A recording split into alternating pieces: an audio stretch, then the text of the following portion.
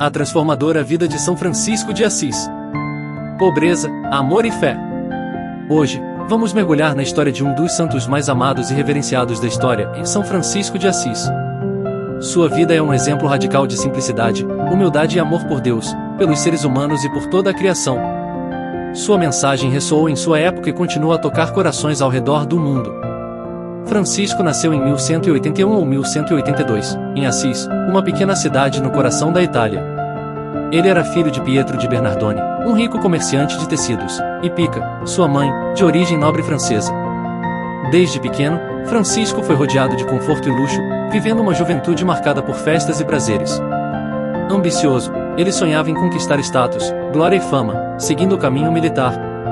Por volta dos 20 anos, Francisco viu a oportunidade de realizar esse sonho ao se juntar à guerra entre Assis e a vizinha Perugia. No entanto, a batalha não saiu como esperado. Francisco foi capturado e passou mais de um ano preso.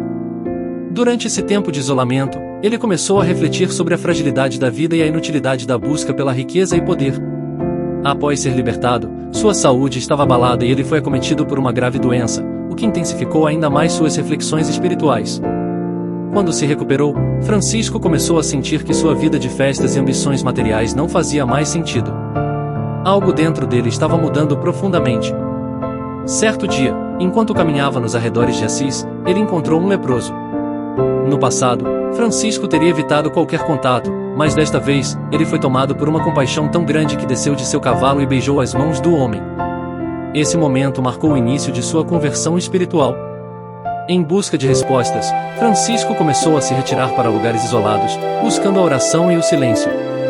Em um desses momentos, enquanto rezava na igreja de São Damião, ele ouviu uma voz que lhe dizia: "Em Francisco, restaura a minha igreja, que está em ruínas." Inicialmente, ele interpretou a mensagem de forma literal e começou a vender os bens da família para financiar a reconstrução da pequena igreja. Isso gerou um grande conflito com seu pai, que o deserdou publicamente.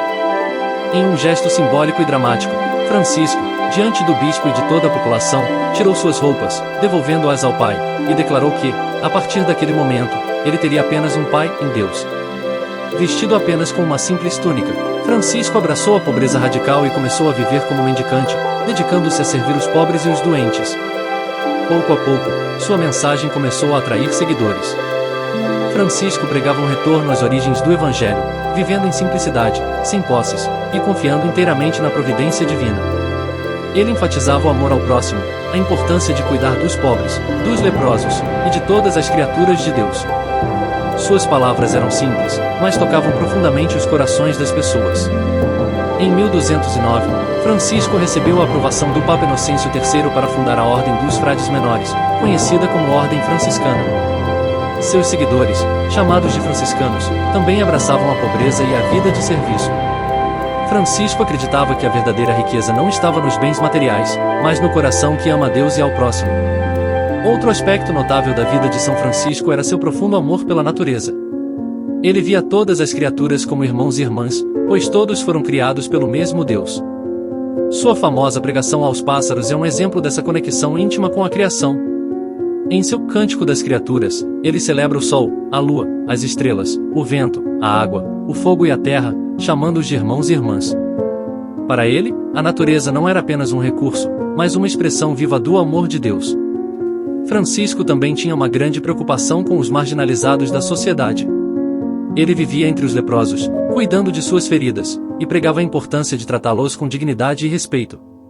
Sua vida de caridade era um testemunho vivo do Evangelho, e sua dedicação aos pobres inspirava muitos. Nos últimos anos de sua vida, Francisco buscou mais isolamento para se dedicar à contemplação. Em 1224, enquanto rezava no Monte Auvergne, ele teve uma experiência mística extraordinária em receber os estigmas, as 5 chagas de Cristo crucificado, em seu próprio corpo. Esse fenômeno marcou profundamente sua vida, pois ele sentiu as dores de Cristo até o fim de seus dias. Francisco faleceu em 3 de outubro de 1226, aos 44 anos, cercado por seus irmãos franciscanos.